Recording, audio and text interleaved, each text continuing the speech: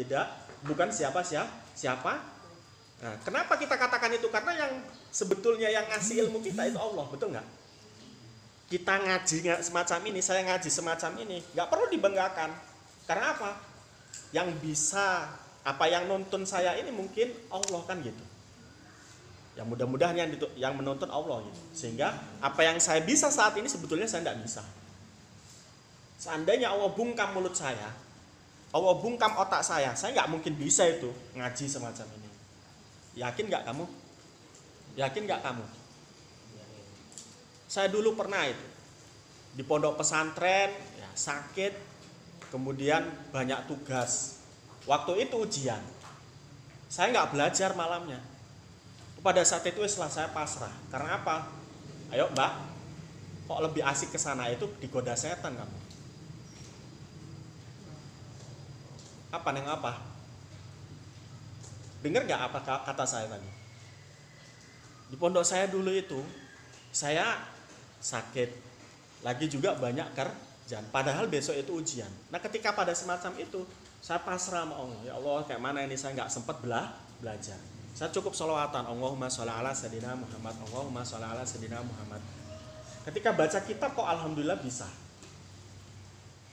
Dan pada saat itu lolos ya. Nah itu karena apa? Itu karena Allah. Padahal saya sebelumnya belum mengerti saya bisa atau tidak. Tapi saya bisa. Ngaji juga semacam itu. Saya ngaji diundang oleh orang untuk ngaji di pernikahan.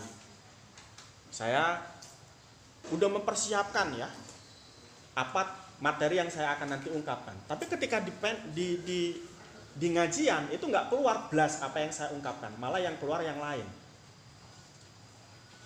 Nah mungkin pada saat itu Allah menuntun saya, mulut saya, pikiran saya untuk disesuaikan dengan kebutuhan daripada pendengarnya kan gitu. Coba itu. Kalau enggak karena Allah mungkin saya nggak bisa blas. Itu dari segi pikiran dan mulut saja. Dari segi badan, kalau saya bisa pun ngaji di sini, badan saya kok kemudian sakit kan Allah juga yang ngasih sakit itu, ya enggak? Jadi enggak perlu disombongkan.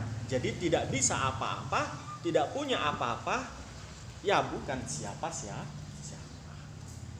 Nah kalau sudah semacam itu, enggak pernah akan sombong, meski punya apa-apa, bisa apa-apa, kan gitu, ya enggak? Ya enggak? Iya. Begitu. Ini loh yang harus kita pelajari, harus kita amalkan. Nah, sehingga Anda dengan kawan-kawan di luar sana yang bukan anak pesantren itu pasti berbeda nanti sikapnya, gitu loh. Ya enggak? Tapi kalau kamu nggak mengerti pelajaran ini, kamu nggak akan berbeda dengan mereka, sama saja. Atau tadi itu sami rawon, bukan sami lodeh. Nah itu begitu ya. Kitmanu sodakoh, menyimpan sodakonya. Yang kedua kitmanul ma'siyah. Termasuk orang-orang yang sidik, orang yang jujur itu adalah orang yang menyimpan kemaksiatan. Loh, berarti kita boleh maksiat? Ya Anda boleh maksiat. Kalau kita sudah terlanjur maksiat, kita simpan maksiat kita. Di masyarakat kita kan tidak. Tadi saya katakan orang pacaran, ya enggak? Orang bonceng-boncengan, bukan muhrim, masih belum nikah, mbak-mbakmu itu di luar sana, itu loh pamer bangga bahkan, ya enggak? Bahkan mungkin orang tua kita. Ketika orang tua kita itu melihat tetangganya, anaknya dibawa oleh seorang pemuda, pacarnya nganggepnya. Kemudian ibu kita lihat kita gak dibawa kemana-mana, itu biasanya nyesel, loh anakku mosok gak laku. Padahal anak sing koyo ngene sing hebat, betul enggak? Anak yang kayak gini yang dijaga oleh Allah untuk tidak maksiat, tidak pacaran. Kok ngomong gak laku? Akhirnya sedih mamamu. Enggak ya? Mudah-mudahan gak kayak gitu. Jadi kalau ada anak atau orang tua yang mengikhlaskan anak perempuannya dibawa oleh laki-laki yang bukan muhrimnya untuk pacaran, itu namanya dayus. Dayus itu Gremo. Gremo itu kata Nabi layat hulul jannah. Tidak akan masuk surga. Tidak akan masuk surga. Nah yang kayak gini ini loh, mbak-mbak yang kayak gini ini loh.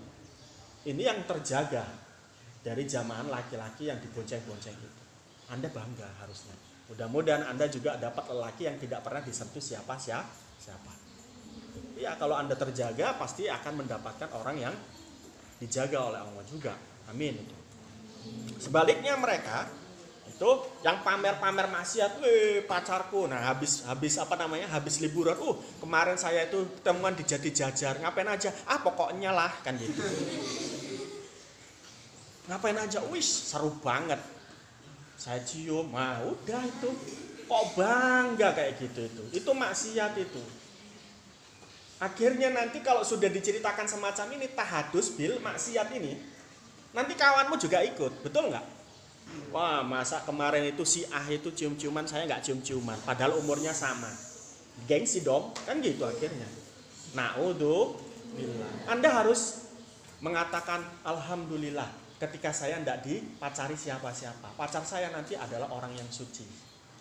Nggak pernah dijamah, nggak pernah disentuh oleh orang lain. Bahkan cintanya hanya untuk saya, bukan untuk siapa-siapa. Ini keren. Lawamu sesok kan gitu. Ketemu kamu pacaran sekarang saat ini ya, belum waktunya bisa pacaran, kan boleh pacaran kalau sudah nikah. Ya.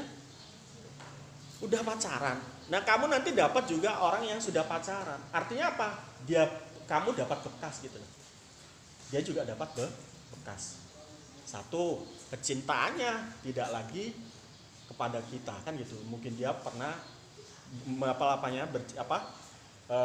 punya cinta kepada orang lain. Itu ya kalau kayak gitu toh. Ya kalau dia pegang-pegangan kayak mana? Itu. Makanya besok kalaupun bisa cari ya santriwati, cari santriwan. Santriwan cari santriwati. Nah, kenapa? Ya itu tadi untuk menjaga kesucian, untuk menjaga keilmuan. Ya kan gitu. Nah, jangan pernah kita menampak-nampakkan kemaksiatan. Lagi juga di masyarakat kita banyak yang minum-minuman keras. Kan gitu toh? Kayak bangga-bangga gitu ya. Gak ngerti masuk neraka itu besok. Ya. Ya Ali wahai Ali walil abidi. Termasuk juga maksiat itu adalah membenci orang. Kamu benci sama orang kok kamu omong-omongan kepada orang lain. Saya benci loh dengan itu. Itu juga nggak boleh diungkapkan. Jadi harus disimpan. Ya, harus disimpan. Walil abidi, kata Nabi kepada Sayyidina Ali, walil abidi lan iku kedhe wong kang abid. Abid itu adalah ahli ibadah. Ciri-ciri orang yang ahli ibadah itu bukan karena kopiahnya, bukan karena bajunya, bukan karena batuknya. Jadi ada toh batuknya itu hitam, entah kayak mana itu sholatnya, kok batuknya bisa hitam. Sementara Anda yang sholatnya dari kecil, batuknya nggak hitam-hitam saya lihat itu. Ya nggak? Mereka sholatnya itu kayak mana kok bisa hitam itu? Bukan itu yang menunjukkan dia ahli ibadah atau tidak. Orang yang ahli ibadah besok di akhirat itu akan nampak batuknya. Memang, tapi nggak sekarang batuknya itu hitam. Besok di akhirat Allah akan tahu, oh ini ahli ibadah, dilihat dari batuknya. Ahli sujud, dilihat dari batuknya oleh Allah. Besok, bukan sekarang. Kok sekarang dikasih obat biar hitam? Ya Andre, utawa dikei koyok Andre, wah kan gitu kan. Jadi solin akhirnya. Nah bukan itu. Ada 3 tanda orang yang menjadi atau orang yang ahli ibadah itu. Yang pertama adalah yumkitun nafsahu. Dia itu membenci dirinya. Membenci dirinya yang dimaksud bagaimana? Apakah saya ini benci saya tak bunuh diri aja? Enggak. Yaitu tadi tidak membangga-banggakan diri. Dia itu merasa bahwa dirinya masih kurang dalam ibadah. Sehingga dia beribadah terus, ya enggak? Sementara kita kalau kita merasa punya ibadah, punya sodako, punya sholat, itu kan wis lah cukup aja, sakmene wae gitu kan. Tapi kalau orang merasa berkekurangan, pasti dia akan mencari terus. Nah inilah fungsi Allah kenapa ketika kita beribadah pahalanya tidak dinampakkan untuk besok. Agar kita terus ngerti-ngerti nanti, terus beribadah dan kemudian ngerti-ngerti nanti sudah, wah alhamdulillah kita bisa petik di sana nanti. Itu begitu. Bukan ditunjuk-tunjukkan dengan baju kokohnya, dengan apa namanya, titik 2 di sini, di kening sini gitu. Bukan itu. Jadi akhirnya yang nggak hitam pun baru kemarin sholat digosok itu kepalanya disajedah biar hitam, atau cari batu atau cari amplas digosok jadi hitam semua. Nah ini kan membahayakan diri itu, ya enggak itu kok tanda-tandanya. Tanda-tandanya tadi itu merasa dirinya itu kekurangan. Itu yang pertama. Wa yuhasibuha. Orang yang ahli ibadah itu selalu mengintrospeksi diri. Tadi itu, saya satu hari ini melakukan banyak maksiat. Saya istighfar, astagfirullahaladzim, astagfirullahaladzim. Perbanyak istighfarnya. Sementara orang yang kebanyakan pahala dan merasa kebanyakan pahala, dia akan mengatakan, untuk apa istighfar? Pahala saya saja itu belum habis. Ngono Gak ngerti dia sholat itu gak ikhlas, gak ngerti sodakoh dia itu gak ikhlas, gak ngerti ngaji dia itu gak ikhlas. Ngajimu kalau karena takut saya, takut diobrai, itu gak ikhlas, gak ada pahalanya. Paham? Awakmu kalau sholat itu takut diobrai, gak ada pahalanya. Tapi kalau kamu ngaji sholatnya itu karena Allah, itu dapat pahala. Lo ngono kok dibangga-banggakno itu loh. Ya enggak? Ya enggak? Jadi besok itu banyak orang beribadah kaget. Endi pahalaku di akhirat itu.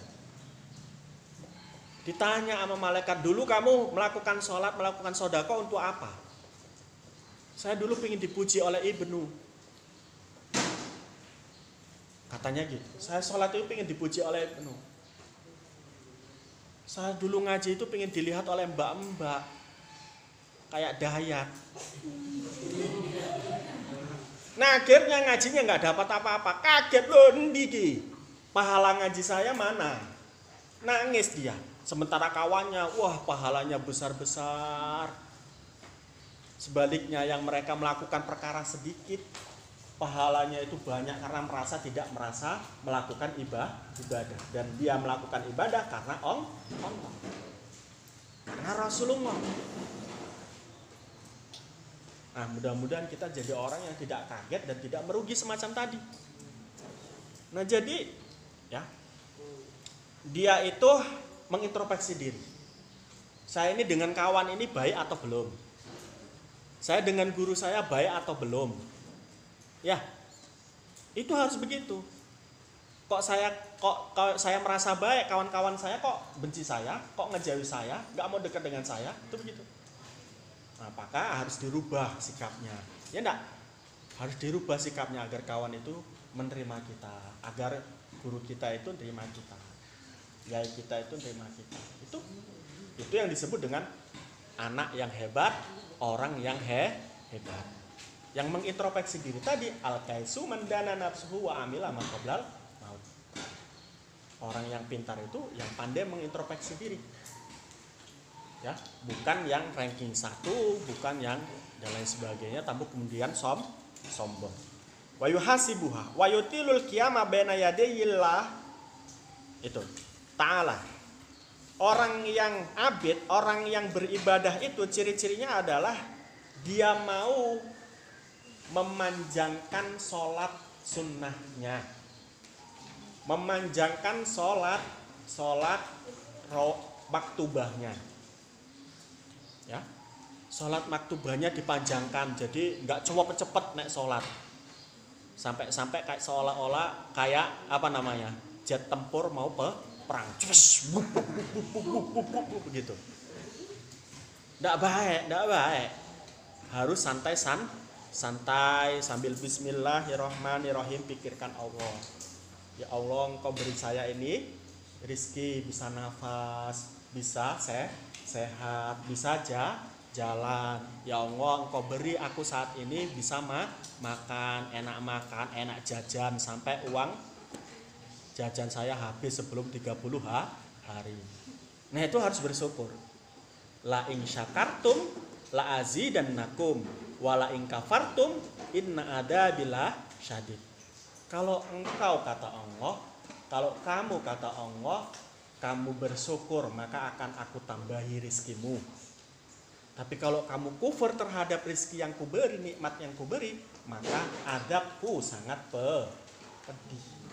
Kita diberi kesehatan untuk ngaji, untuk sholat, nanti akan ditambah lagi kesehatan sing kebal dari virus corona. Bukti nih, kumpul dilarang oleh pemerintah, pada saat ini Anda tidak kena virus corona. Mudah-mudahan ditambah terus sama Allah, kan gitu kan? Ya mudah-mudahan, kita bukan sombong, tapi ini adalah membuktikan bahwa Allah itu memberi rezeki kita bagi Anda yang mau ngaji. Sementara yang ngajinya di pinggir sana, di balik layar sana, bu piye engko. Apalagi yang nggak mau ngaji. Nah itu begitu. Jadi la in syakartum la azidannakum wa la in kafartum inna adzabillah syadid. Loh. Ya itu. Artinya apa tadi? Artinya adalah kalau kamu bersyukur maka akan aku tambahi rizkimu. Tapi kalau kamu kufur, adabku sangat pedih. Nanti kalau kamu jadi orang tua, cara bersyukur punya anak bagaimana? Beri dia pendidikan yang baik. Maka salah satu bersyukurnya orang tua ini adalah memondokkan kamu. Ya, memondokkan kamu, dan kamu harus bersyukur karena kamu ini adalah pilihan Allah. Kok bisa dikatakan pilihan Allah? Dalam sebuah makalah Imam Syafi'i mengatakan apa? Mangkana, loh, gak hafal. Loh, saya dulu ketika mos itu sering baca ini loh. Mangkana yuridungohu khairan falyufaqihu fiddin. Orang yang diharapkan oleh Allah untuk menjadi kekasihnya Allah, untuk menjadi orang baik di mata Allah, itu pasti akan dibuat oleh Allah untuk pintar dalam masalah agama. Anda dipintarkan sama Allah enggak dalam masalah agama kalau mondok? Iya, dipintarkan itu. Makanya Anda dipilih, diambil dari Kalipoh, diambil dari Demang Sari, diambil dari karang lah pokoknya. Apa? Karang apa? Karang apa? Loh, kamu di sana apa? Karang apa namanya? Di sana di atas, di gunung sana? Hah? Kok Karangbolong? Ya ada yang dari Karangbolong ya ada ya. Ada Karangrawu, ada dari Karanggigi, kan gitu kan. Itu diambil sama Allah semuanya itu. Dikumpulkan di sini untuk jadi orang pintar. Makanya mbak-mbak yang baru, mana yang baru ini laki-lakinya nih? Cuman satu tok. Duh. Nah itu kalau pulang terus itu nanti nggak dipilih sama Allah. Itu jadi orang baik. Nah ini yang baru-baru ini harus tahan di sini, ya Mbak, harus tahan di sini. Meski ketemu dengan mbak-mbak yang baru, yang punya sifat yang bervariatif. Kalau di rumah kalian kan bertemunya dengan orang tua toh, ya enggak?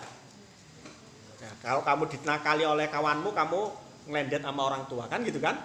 Di pondok kamu harus bisa menahan, menyelesaikan, ya enggak? Setiap masalah-masalah, baik itu pertemanan, pelajaran, hubungan kamu dengan Allah, hubungan kamu dengan gurumu, dengan yaimu. Betul nggak? Artinya di sini lebih harus bisa dewasa dalam berpikir dan bersikap. Itu begitu. Oke, selanjutnya wali solihi salah satu alamatin. Bagi orang yang soleh itu juga 3 punya tanda. Ya, orang yang soleh juga mempunyai 3 tanda. Bukan yang namanya soleh atau solihah. Ya, namanya solihah tapi kok maksiat terus. Namanya soleh kok maksiat terus. Nah ini nggak boleh. Nah, bukan itu tandanya, bukan namanya solih dan solihah. Tapi orang yang soleh itu mempunyai 3 tanda. Yang pertama ada yuslihu bainallah. Dia baik di mata Allah. Baik di mata Allah itu bagaimana? Menjauhi perkara yang dilarang Allah, melakukan apa yang diperintahkan oleh Allah, melakukan kesunatan-kesunatan Nabi. Itu yang disebut dengan yuslihu bainallah. Dia baik di mata Allah. Wa bainahu bil amal. Ketika dia baik di depan Allah, ciri-cirinya bagaimana? Dia membagusi amal-amalnya. Jadi amal-amal yang jelek, contohnya apa? Nyolongan, ditinggal. Ya, ngerasani, ditinggal. Apalagi? Ya, suka hasud, suka iri, ditinggal. Itu yang namanya nanti jadi orang soleh. Jadi orang soleh itu ciri-cirinya dia baik di mata Allah dengan melakukan perintah dan menjauhi larangan dan mengikuti sunnah. Itu yang pertama. Yang kedua, dia membagusi amalnya. Yang ketiga, sholih. Wa yuslihu dinahu bil amal. Dia memperbagusi agamanya dengan amal liyahnya. Wa yardo lin nasi ma yardo lin nafsi. Yang ketiga adalah dia harus ridho terhadap apa yang menjadi milik orang sebagaimana dia ridho terhadap apa yang menjadi miliknya. Maksudnya gimana ini? Contohnya kan kamu kadang-kadang disakiti oleh kawanmu. Ya enggak? Oke, gini, kadang-kadang kamu kan ngejek kawanmu. Apa namanya? Glowein kawanmu. Ketika kamu mau glowein kawanmu, kamu juga harus mau diglowein oleh kawanmu, betul nggak? Kalau kamu mau mengejek kawanmu, kamu harus siap diejek oleh kawanmu, betul nggak? Kalau nggak mau diejek, jangan mengejek. Kalau mau memukul kawanmu, kamu juga harus siap dipukul, betul? Ojo menggek, ojo manja. Gebuk kawane tapi digebuk nangis, pulang, lari. Jadi apa itu? Nggak bisa semacam itu ya kan? Nah, di pondok itu kalau diejek, semakin diejek, semakin pahalanya banyak. Ya pit sipit. Gitu, adanya gitu. Iya, semakin dia banyak diejek, semakin pahalanya tambah, dosanya berkurang untuk si ngejek. Ya itu, jadi kuat harusnya di pondok. Nanti pun di rumah sama. Kamu diejek sama tetanggamu, dia dapat dosa, kamu dapat pahala, dosa kamu dikurangi sama dia. Enak.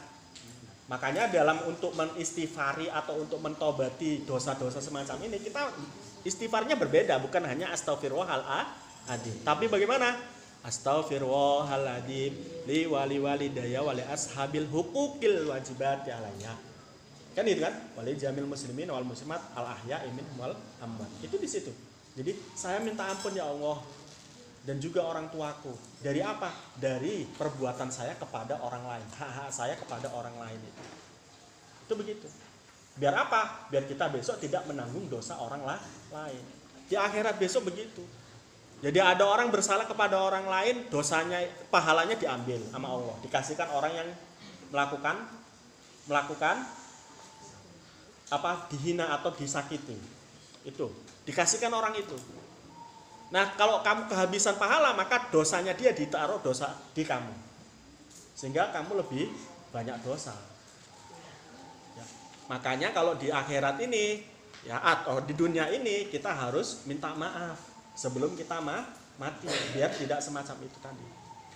Kemarin loh, tobatnya orang kepada Allah karena dosa kepada Allah, ada tobat kita kepada manusia karena kita berbuat dosa kepada manusia. Beda, kan gitu kan kemarin kan? Oke, itu.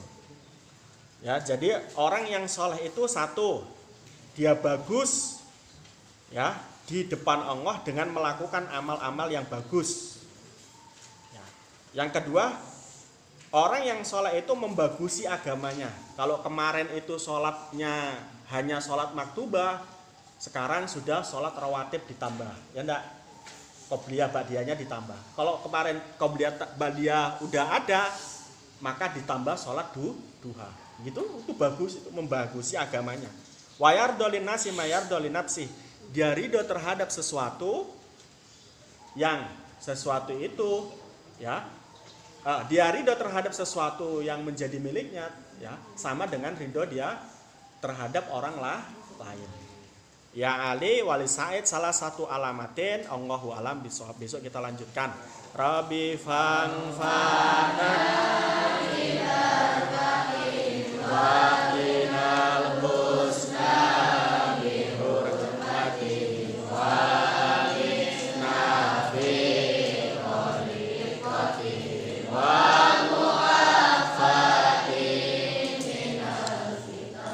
Bismillahirrahmanirrahim. Allahumma inni astaudiuka ma'alam tanihi wardudu ilayya inda hajati ilaihi walatung sinihi ya rabbal alamin. Barakatil Fatihah.